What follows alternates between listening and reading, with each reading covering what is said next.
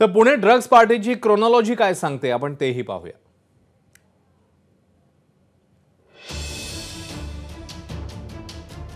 तरुण तरुणींच्या ग्रुपने आधी हडपसरमधल्या कल्ट नावाच्या बारमध्ये पार्टी केली।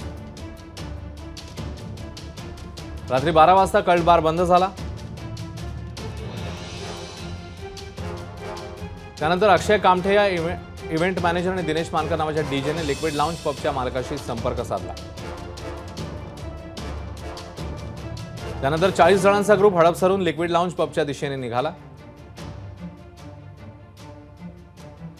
रात्री 1 वाजता 40 जणांच्या ग्रुपने लिक्विड लाउंज पबमध्ये पार्टी सुरू केली।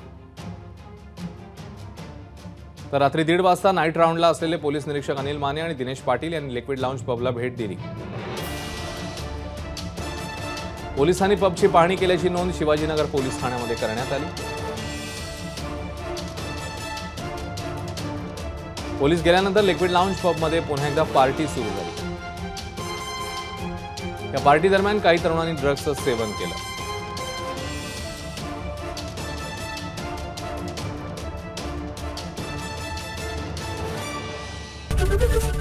एबीपी माझा, उघडा डोळे बघा नीट।